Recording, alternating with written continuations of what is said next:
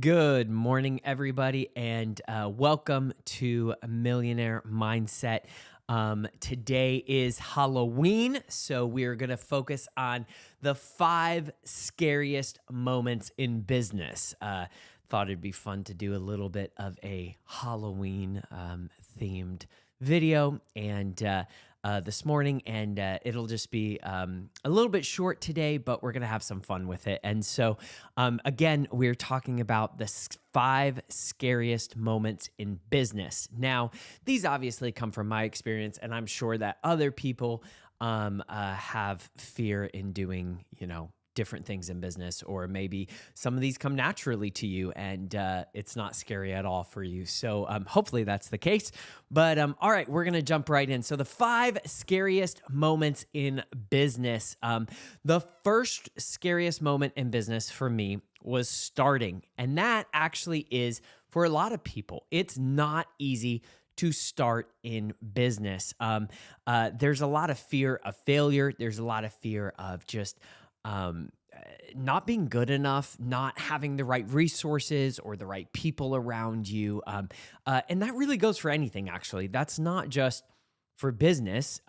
Starting anything is hard. It's like, if you're married, there comes a point in your marriage where you have to say, hey, I'm going to start being a better husband or a better wife.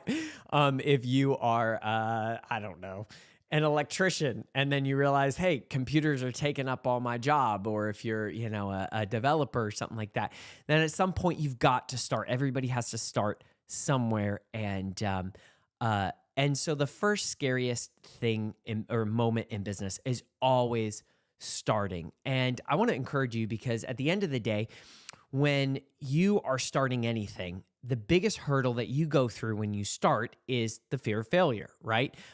What if it doesn't work? What if this isn't what I'm supposed to do? What if?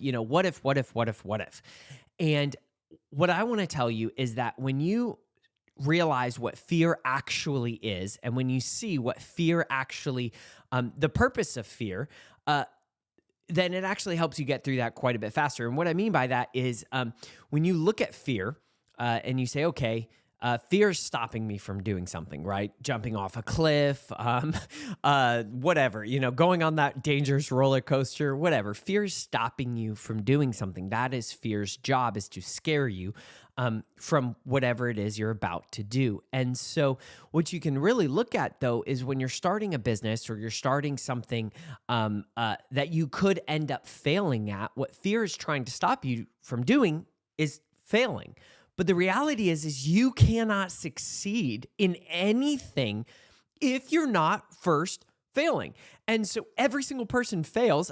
We all know the age-old phrase that Thomas Edison said, that's, I didn't fail 1,000 times. I found 1,000 ways that it isn't done. And so if we shift our focus from fear and saying fear is stopping me from something that's bad, instead say, no, fear is actually stopping me from failing, and I need to fail to succeed. And so I welcome failure, and I have to chase failure, and I have to go after it. Then what happens is starting isn't so scary anymore, because you stand there and you say, wait a minute, I'm scared of something that I have to do. Like if I want to, you don't start if you don't intend to succeed, right? So if I start and if I have to fail to succeed, then fear is just blocking me from that failure. So welcome fear. That's why I tell people whenever they're like, hey, how do you make decisions? I say, I do whatever I'm most scared of. I look at all the decisions, all the options, and I say, what am I most scared of? And I go chase that fear, because fear is the only way to success, because fear is stopping you from failure, and you absolutely have to fail to succeed. And so starting is, for most people, one of the first, scariest moments of business. That brings me to the second scariest moment in business for a lot of people, but mostly, these are out of personal experience, but the second out of the 5 scariest moments in business for me was hiring. Hiring people has so much weight and has so much responsibility that it's terrifying. You are putting food on somebody else's table. Yes, they're doing the work, but without you, they're not getting paid, right? You're the business owner, you're the whatever, you're hiring them. So without you, they wouldn't have this job and the opportunity that you're presenting them. Sure, they can go get a job somewhere else or whatever, but they're choosing to follow your vision, which makes hiring terrifying because somebody's believing in you. Somebody's believing in the mission and the vision that you've put together. And all of a sudden, it becomes very, very real. It's almost like having an 18-year-old plus child who depends 100% on you and your success. Now, luckily with children, you can say, hey, go get your own job kind of thing. But when somebody, is working for you and employed by you, you have the responsibility to put food on their table in a way that really wakes you up. I mean, it puts some fire under you. It's terrifying because you begin realizing, wait a minute, this person has a family, this person has children, and if my business doesn't succeed, I'm going to put a giant gap in their life and in their lifestyle. And that giant gap of, hey, I can no longer pay you, which for me was one of the worst moments of my entire business career was when Apple had shut down, and we'll talk about that in a second, but when Apple had shut down our publishing, and I had to go back to I think I had 4 or 5 employees at the time, and I had to say, hey guys, we got to shut down. So, and I had to fire them, and I was like, or let them go. And it was such a moment. And in full transparency, like you can ask my wife, I was on the ground crying because I was like, these are my friends. Like, I know them. I know they needed this job. Like, they don't have these skills that I had taught them. So it's not like they could go out and get another job somewhere else doing the exact same thing. It was a moment of like, holy crap, like I'm letting these people down. And it was such a terrifying moment of, am I ever going to be in business again? Am I ever going to do anything worthwhile again? Like, is anybody ever going to trust me again? Like, if I say, hey, come work for me, are they going to be like, oh no, just gonna get shut down again? And it's terrifying hiring people because of the amount of weight and the amount of responsibility on you when you decide to hire people. And so that is why the second of, the top 5 scariest moments in business for me was hiring people. And I'm going to caveat that, and this isn't the third point, but this is, let's call it a sub point under hiring, is firing people. Firing people is one of the worst moments as a business owner you will ever have. You can deal with a lot of things. You can deal with, people telling you no if they don't want to buy your product. In sales, you can deal with, people giving a bad review. It is so hard to fire people. I mean, unless you're cold as stone, and then congratulations, I envy you. But I care too damn much about people.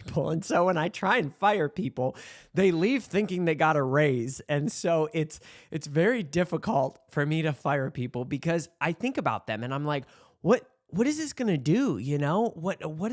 What's going to happen long term? And like, where are they going to find another job? Is it, are they never going to trust me again? If it's my friend, are they going to actually stick around and be my friend? And the answer to that question, if they're a good friend, is yes. And they'll appreciate the fact that you fired them and the fact that you let them go, because really, and this is how I had to teach myself to think about this, is you are holding them back.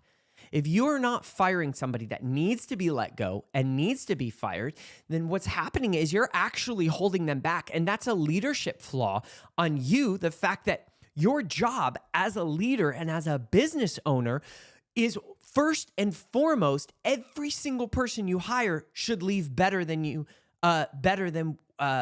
when you hired them originally. And so every single person should leave a better person when they leave your company in some form or fashion, or else you're not a leader. Like, that is the definition of leadership, is to leave somebody better. You're leading them into something, right? And so I always think about it like this. Whenever I have to fire somebody, I imagine, okay, what am I holding them back from? What lesson does this person need to learn? And it's not my job to teach them that lesson, but what lesson does this person need to learn through the mistakes that they made. If I'm always making excuses for people, and if I'm always letting them make these mistakes, and I'm not creating a natural consequence for those mistakes and protecting them, then guess what? They're never learning, and they're never becoming better, and they're going to leave my company worse off than they came in the first place, because they're going to have a false pretense or a false vision of themselves, thinking that they're better than they really are, because I never corrected that, or I never fired them when they were supposed to be fired. And so, hiring people is hard. Hiring people takes a lot of responsibility and a lot of weight. And how I really got through, hiring people, was I used it as a tool to make me better. I said, you know what? The more people I hire, the more responsibility I'm putting on myself. And you guys have heard me talk about pulling the rug and no plan B and all this stuff before. But really, I've always operated where I have absolutely no plan B, because if you have a plan B in business, plan A doesn't have to work. And that's how I've always started companies. Long term, that you can't scale a company that way, but that's how I've always started companies.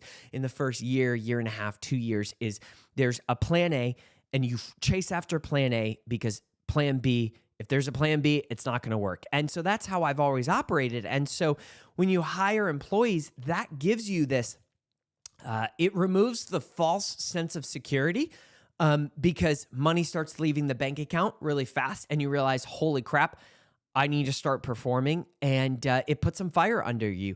And it really, when I hired employees, it drove our company to sell more than we ever sold, not because we wanted to, but because we had to. And so that was my key to hiring people. And then my key to firing people was really understanding the fact that I'm holding them back if I don't fire them, and I'm doing more damage to them and their character, honestly, than, and it's not my job to correct them and, shape them or anything. It's only my job to lead them. And so I'm not a good leader if I'm allowing people to not learn from their own mistakes and cover for them. And that was something I had to learn as a leader. And was really hard for me, if I'm being honest. It was very, very difficult. That's probably one of the hardest things I ever had to learn as a leader, was you have to be willing to fire people, because there's a natural cause and effect to their actions that they need to learn. And so you are doing more damage to somebody when you are allowing them to get away with something and think about that in the sense of parenting. I have a 14-month-old, so it's not like we're disciplining him yet. He's got an attitude all day long, but we haven't got to the place of actual discipline and like figuring that out and everything. But I think about that a lot. I'm like, man, like, how am I going to discipline my son? And I'm not trying to equate employees to, your children, but discipline is a universal concept. And I think about it and I'm like, the more I let slide, the more he thinks it's going to be okay. And even when they're babies, you realize that, you kind of, they like drop food over the side of their chair, and they're like, watching to see your reaction and everything. And the more you let slide, the more they begin realizing what's okay. And in any situation, every single one of us have leaders in our lives that are trying to bring us somewhere, whether that's your boss, your pastor, your parent, depending on how old you are, however, your wife, wherever in life you are, you always have some sense of leadership over you, and whether you're submitted to them or not. And that leader is always trying to bring you somewhere. And, if you could flip the script and say, wait a minute, do I want to live my life thinking that, something is always okay, and one day find out in a really embarrassing way, and nobody ever told me like this thing is not okay to do or whatever? Like, that's how you get people that are entitled, spoiled, don't work hard a day in their lives, and I'm not going to go down a rabbit trail here. So back to the 5 scariest moments in business. First was, number 1 was starting. Just starting is hard. Number 2 was hiring, and the sub point of that was firing. And the third scariest moment in business was for me, the first sale. So it took a whole heck of a lot of no's to get to my first sale. And it wasn't no's in the way you were thinking. In fact, I haven't, well, anyway, when I first pitched in the beginning, I was very blessed and I got sales very, very quickly.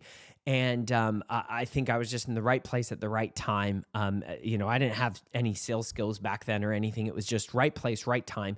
And I was very blessed because there was never a moment where I was like, man, they said no in the very beginning. But there were a lot of other no's, right? There were no's in the sense that I failed a million times. Like there were a bunch of products that didn't work or a bunch of ways that I was doing something that didn't work. There was, I was told no multiple times after the sale, like, hey, we need more money. No, So people fear selling, especially if they've never sold before, because they're terrified of rejection. But again, I'm going to go back to the very first starting. You're scared to start because of fear of failure, but you have to fail to succeed. So you're scared of the very thing that's going to make you successful in life. And so it's the same with selling. You're scared of rejections, but rejections are the only way to success most of the time. And so rejections are the only way that you get a yes, is going to 100 people and one person says yes.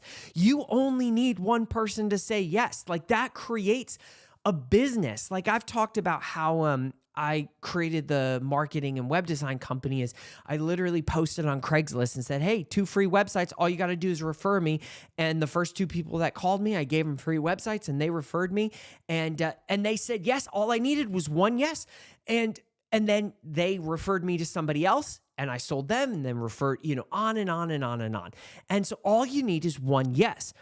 But you have to, most of the time, you're going to get tens, if not a couple hundred no's before you ever get to a yes. Ask any real estate salesperson, like or anybody pitching annuities or anything like that. Like, any sort of investment thing, you get no's constantly. Like people say no all the time. I mean, without you even knowing. Think about on our Discord, right? So we have an NFT project. We're in a Discord. Imagine we've got 6,000 people, a little over 6,000 people on our Discord right now. We have about 300 super active members, people that are super engaged, love it, and then tears up from there. And, but think about that. 6,000 people, how many people came and left?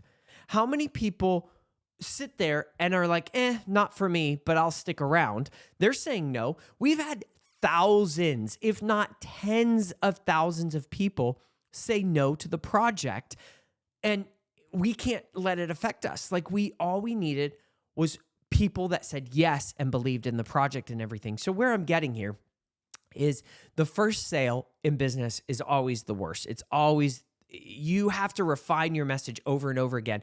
But if people aren't telling you no, you're not learning what's not working and how to refine your message. So just like in the beginning when we're talking about starting and the fear of failure and everything, it applies perfectly to this third point of your first sale. Your first sale is terrifying, but if you don't go through those no's, that's what nobody wants to do, is they don't want to go through the no's and the fear of rejection and all that stuff. But if you do not, you will not get to a message that works for you. You won't get to the place where you actually perfect your pitch, your sales pitch. And you have to have those rejections first. It's very rare that somebody just, I'm going to type up my sales pitch and boom, it works. When we were building Churchbase, the SaaS software, my very first big company, we had to change the sales script. I think it took about 25 different iterations of the sales script just to get to a place that worked. We had so many churches tell us no. I mean, it was like, don't really, because we realized we're not communicating this right? We're sitting here like, this thing has so much value. Like, why, pastor, use our thing because it's got so much value. Like, what's wrong with you? We're saving you all this money. But what we realized is the way we were communicating our solution wasn't making sense. So we had to reiterate it, change it. And it took people telling us no for us to get to the place where the script that we eventually landed on worked like a dream. And we were at 45 to 50% conversion rate, which is mind-blowing and unheard of, especially in like a SaaS or a sales, environment. Like we had 3 salespeople at the time, and we were at the top 2 were at 50, and the bottom one was at about 30% conversion rate. And so that you have to go through those no's before you get to the yeses. But once you get a yes, that's all you need, because you realize, boom, that worked. Like that person said yes. And over time, it becomes a law of averages, and you realize, okay, this many people said yes because of this, and many people said no because of this. You do not learn without rejection. Think about all the girlfriends you've ever had or boyfriends you've ever had. They all, at some point, if you've ever been broken up with, they rejected you, but you had to go through those rejections to become a better person, to get, hopefully, maybe, I don't know, maybe that's a terrible example, but anyway, you have to go through the rejections to get to the place of success. And so the third of my 5 scariest moments in business was the very first sale. I was terrified. I remember sitting there, and it's this board of directors of this huge nonprofit. And I'm like, why am I even sitting here? I mean, this nonprofit had like a $20 million a year budget. They're, a bunch of old people. Sorry, that was rude. A bunch of old people just, sitting on this table, like looking down, this millennial, what is he doing? And I'm like, oh gosh, hey, I have a solution for your problem, and it was terrifying. I was so scared they were just going to throw me out of there and be like, what? But they bought. And it was my first like really large contract with, that wasn't like web design and everything. And so that was amazing, but it was terrifying. And had I not sat through that, I wouldn't be sitting here today. And that's the reality, is look at the end and say, I want to be here. It's going to take failure. It's going to take rejection.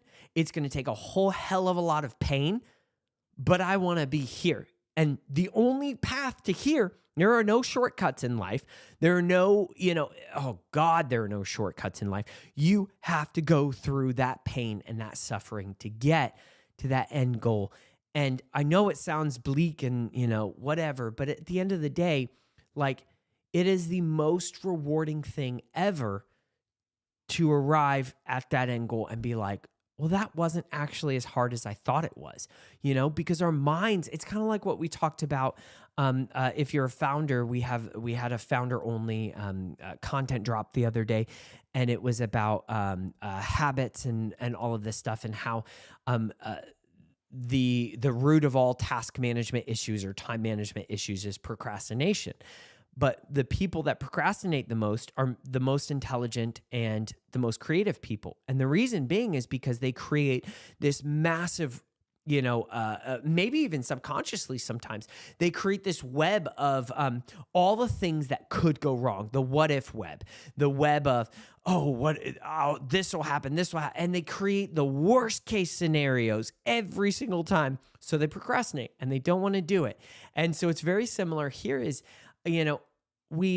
when we think about selling, or we think about getting to success, or we think about, I'm going to hit this goal, we don't even want to start. We don't even want to go down that path because of the fear of failure and the fear of, what if I miss it? What if I don't get there? What if, X, Y, or Z happens? And it's so much when it's like, just silence it, shut it up, like stop it, because you are good enough. You can do it. You will make it. It might not look like the way you're thinking, but it will be successful. I tell my wife about hustle all the time. The NFT project, I say, hey, listen, she's like, what are your metrics of success and your goals? And I say, hey, listen, I was like, we're at a point where it's no longer a question of will this succeed or not. It's a question of what it's going to look like when it succeeds. And what I mean by that is we've gotten to a place where we know that success is at the end and this will succeed, but it's almost guaranteed small details to change along the way. And we talked about that on the Twitter space just yesterday.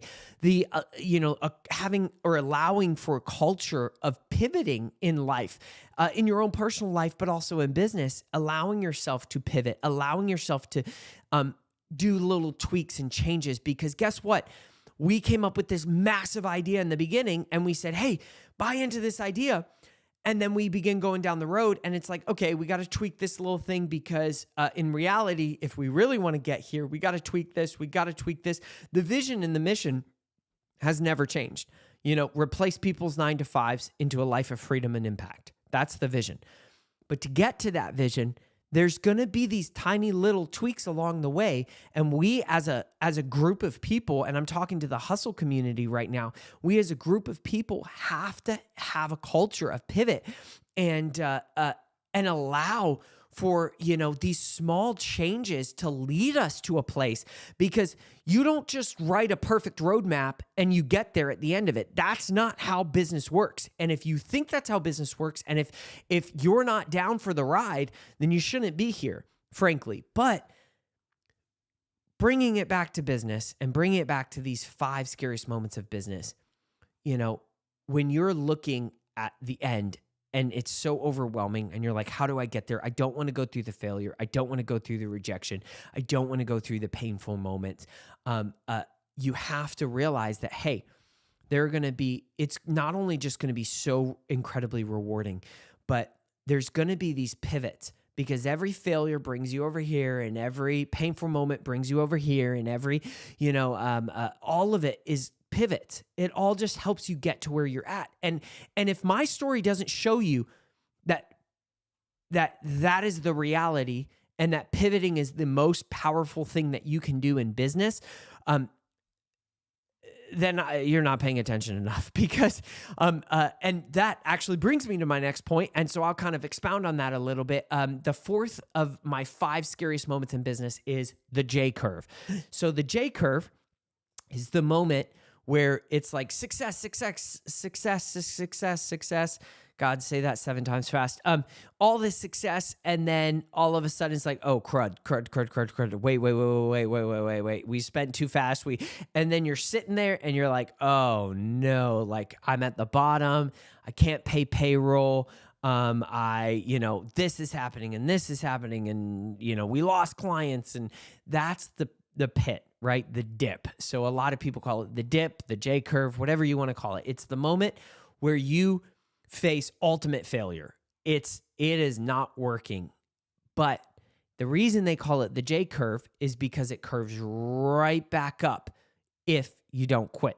Every single time. It is a universal principle that when you do not quit, it curves back up and your success starts happening again. And the reason that's a universal principle is because the pivots that happen at the bottom. If you do not pivot, you don't ever learn what's going to take it, what's going to go up. If you're not willing to fail and get to that bottom, then you don't know what's going to happen and what's going to bring you right back up, because you're not willing to learn. You're not teachable. And I'm not trying to lecture anybody. I'm just trying to say, when we in church base, before it's church base, and I've talked about this a few times, so I'm not going to go in detail of it, but before it was church base, we had Apollo apps, and we had about, I think a contract for it was like 10,000 apps. It was insane, the amount of apps that we had signed for this company, and multi-million-dollar deal, amazing. And then Apple decided they're going to stop publishing church apps or content apps, which were what we were distributing. And it just shut the entire industry down, lost the contract. I mean, it was a horrible, horrible moment. It was just really frustrating because we were like, success, and then straight down. We were like, we're on the top of the world, and then we're at the bottom. But what we did in that moment is we pivoted, and we said, you know what? We're going to create a product, even though we don't have any customers anymore. We're going to create a product that solves this problem. Because now we know what the real problem in the industry is, and we've learned our lessons, and we've learned all this stuff, and we pivoted, and we got to the place where we built ChurchBase, which was an all-in-one platform. It built what was called an Ionic app, which was the first to get through Apple, all of this stuff. So we built this product, and we reached a lot of success, and we built a very big company very quickly, and you've heard all of the story and stuff. But all that being said, if you don't quit, you win. And when you're standing at the start line and you see the pain and you see the betrayal, and you see all these things that are going to happen to you, and you look at the end and you say, okay, but what if? What if I could build something that mattered? What if I could build something that, exploded? What if I could? That's what gets you, that kind of attitude, that kind of mindset is what gets you through that J curve, is what if. The same what if that you are scared of, the same what if of, what if this happens? What if this happens? You flip the script and you say, what if? What if success could happen? Flip the script. What if I do create something that's incredible? And it's okay if I don't. Allowing yourself to fail and gosh, I could go on about this stuff. I'm getting on a rabbit trail. But honestly, it's so important to ask yourself, what if this does succeed? And it's not going to look the way you wanted it to look. When I started Apollo Apps, I didn't think that I'd end up building my own platform. We were using another API and another person's API, but it still was success. And that's what you have to realize, is that when you don't quit, you will gain success. The J curve produces the information that you need. Being at the bottom produces the information that you need to succeed. And if you don't quit, it curves up. And getting through those failures, all of those failures is what gets you to the bottom. And then the bottom is what gets you the information that you need to pivot. And then the pivot is what brings you right back up. And so all of it, it's such a, like, if I could timeline it, it's almost like identical for every organization. Watching organizations go through the same learning curve, because you start thinking, I know exactly what people want, and I know exactly, and then you begin realizing, oh, nope, that's not.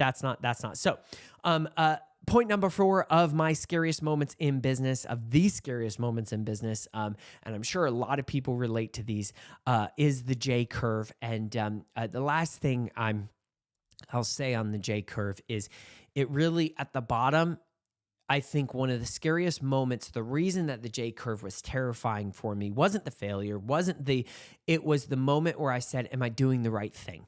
And that's why the J curve scared me the most, is because I'm sitting at the bottom and I'm like, could I have done something more effective with my time?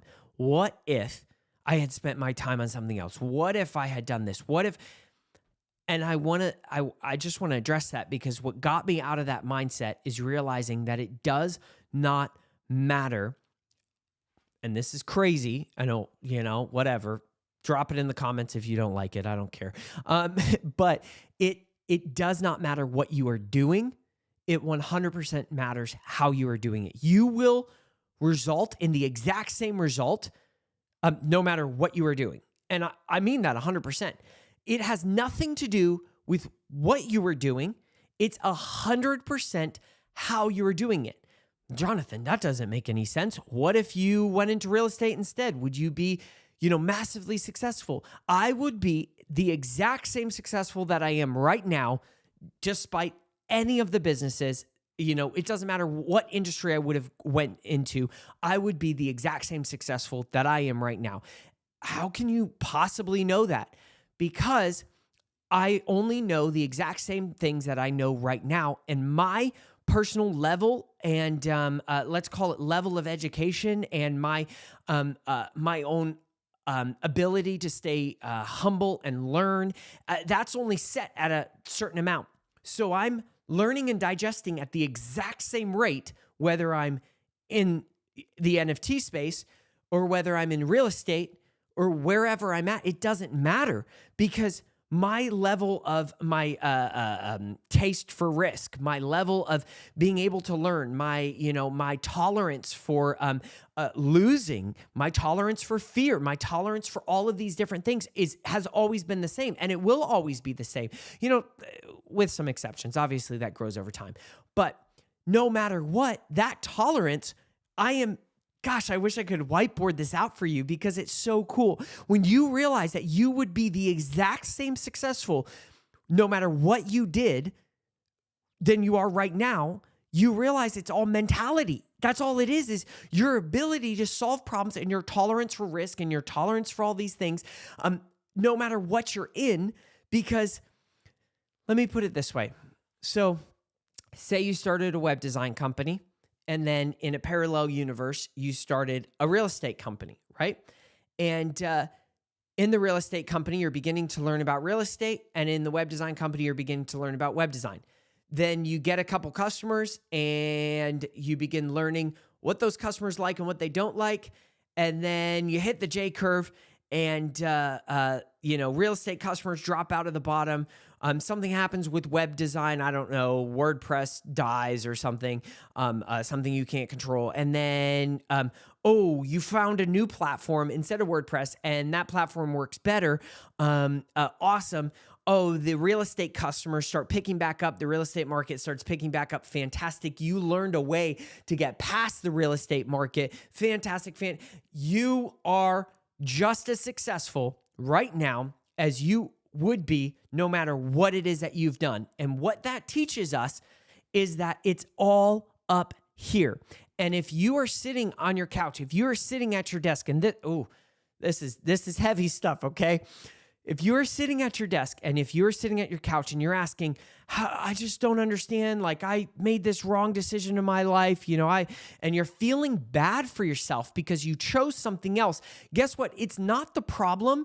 The problem isn't that you didn't choose to go to school. The problem isn't that you didn't choose to start a business. The problem isn't that, guess what? It doesn't matter what you would have chose to do because you only, this piece of your life and right where you are, this timeline, exactly where you stand today is exactly where you would have stood because your mentality back then would have never changed. Whether you started that web design company or not, the fact that you didn't start that company, the fact that you didn't do that shows you that it doesn't matter where this is too complicated now.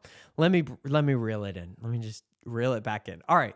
So if you're scared that am I doing the right thing? I'm going to encourage you and say, it does not matter what you do. Just do. Just start. Because the same success that you have, or that you want, you can reach doing anything. Now, stick to what you're good at and everything. But all that being said, it is the exact timeline and the exact same process to reach success, no matter what it is that you are doing. So I just wanted to throw that out there because I ask myself all the time, am I doing the right thing? Is this really what I should have been doing? Was there an easier way to get where I needed to get? And the reality is, if you really break it down, yes, there are things that aren't as efficient or, shouldn't work or whatever. But for example, I've talked about Hustle 1.0. This is a great way to explain actually. And all this is off the cuff, so I hope you guys don't mind.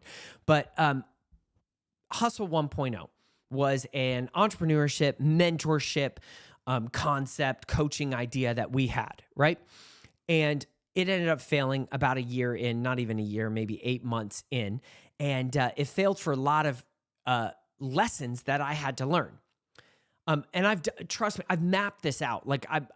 This is a principle that will change your life.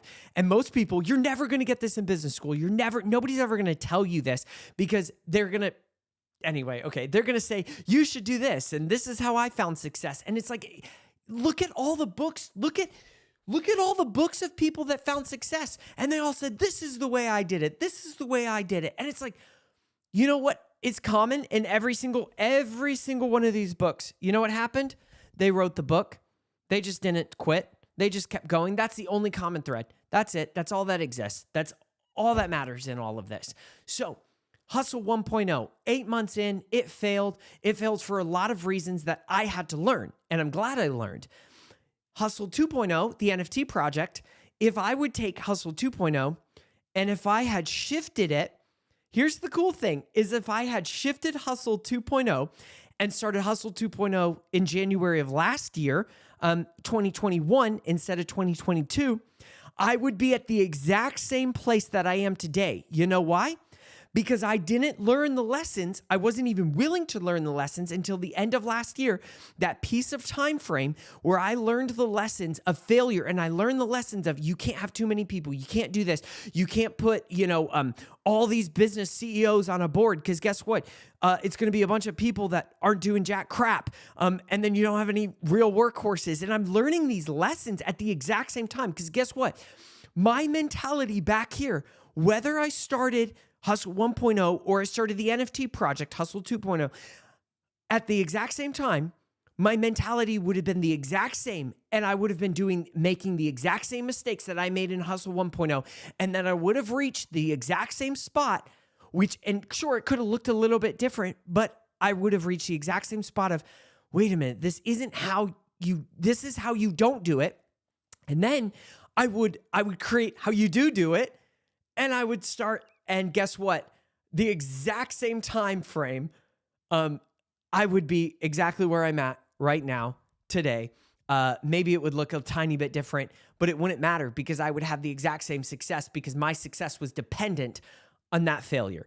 So I just want to show you this timeline because it's so important. And I know this is such a weird concept, but it's so important that, number one, stop looking back. Stop.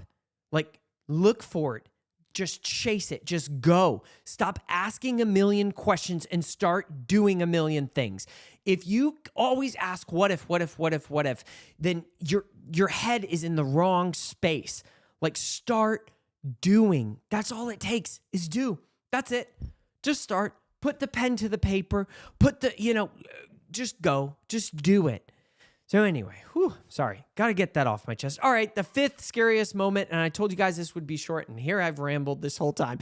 So the fifth scariest moment in business is, and this isn't as much a moment, it's more of a thing. So the fifth scariest thing in business is people. People. Okay, so what do I mean by that? Do I mean people are scary? No. I mean, it's one of the most painful things that you're going to go through in business is betrayal, people leaving, people stabbing you in the back, your friends that you thought were friends that really just want money, all of this stuff. People are the hardest thing to navigate in business. If people weren't part of business, business would be easy, everybody would be rich, right? But they are. And you have to realize that people are the most important thing in the world.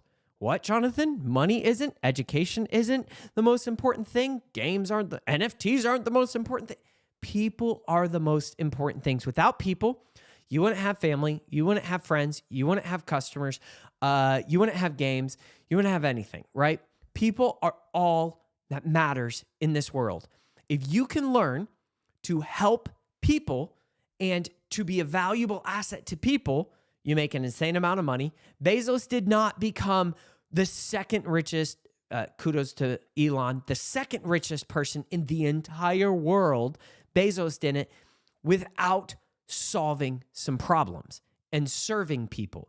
So people are the most important part of anything, business. Without people, you don't have employees. Without people, you don't have customers, right? So it sucks when the most important thing and what you're trying to focus on and serve turn their back on you. When customers leave, when employees leave that you invested all this time and energy in, when your board leaves, when your mentors leave, when friends stab you in the back that worked with you, when it is the worst part of business and the scariest part, because nobody wants rejected. That's just a reality. We don't want rejection. We don't want failure. And the theme of this that I'm very quickly realizing has been realigning the way that you see that fear of failure, that fear of rejection, and instead seeing that as an opportunity to get you where you really need to be at the end of, and to propel you into success. You don't reach success if you haven't got stabbed in the back a few times, if you haven't got betrayed a few times. And guess what? You can't reach success because you won't ever learn the lessons that it takes to get there without those things. It's a natural training ground. Just move forward, keep going. It's going to suck. You're going to have painful moments. It's not going to be pleasant. But guess what? all of those failures, all of those thorny, whatever, the sharp rocks that you're walking over in business, all of them are going to get you to a place where you end up reaching success, because you will not learn the lessons without going through those things. And you will go through those things no matter what it is that you build. And that's what I'm really trying to get to here is when you focus and you say, I'm just going to start. I'm just going to do it, which you can. You have all the tools that you need to succeed right now, because you have all the tools that you have and you have no more. That means that you've got all the tools that you need to succeed, because all you got to do is start, and you will find the rest of those tools along the way. The problem with college, and I used to have a mural at my office, and it just said college is dead, and it was amazing. But anyway, the problem with college is that college teaches you the way it should be. The problem is that's not reality. Very rarely, right? Unless you're in a medical field. Even in medical fields, ask a doctor, hey, was it exactly the way that they showed you? When you did the heart surgery, was everything, exactly where it was supposed to be? And did it go exactly as planned? No. That's why doctors have contingency plans all the time. They have 100 nurses around them, during a heart surgery, so that in case something goes wrong, they know how to fix it, right? And outside of a medical field, potentially like development, things like that, college, not technical school, but college is dead, because college teaches you how things should go, not how things will go. And the problem is you get out of college and you think, oh, well, if I just do these 3 steps, I'm going to reach a business. That's why I hate when coaches come on Facebook ads and they say, I'm going to teach you to be rich. I'm going to follow my 3 steps. And it's like, sure, that can point you in the right direction. But what they don't realize is they don't see all the factors in your life. They don't know all the random, events that are going to take place that are going to either make or break you. And that's the reality is it's when you pay for this pathway to success, all you're doing is paying for how they did it, right? And just buy a book for $12. Don't go pay somebody thousands of dollars. There's a million ways of how they got there. It does not matter. Just move. Just start walking. An object in motion will stay in motion. It's momentum. Just build momentum. And it doesn't matter what you do, because eventually you're going to realign, and you're going to allow yourself to make those pivots, and you're going to allow yourself to make those changes, and you're going to reach the same place, even if you started at the wrong starting point. That's the secret here, is stop asking yourself, what should I do? And start asking, how should I do it? So with that, I'm going to leave it alone. Thank you very much.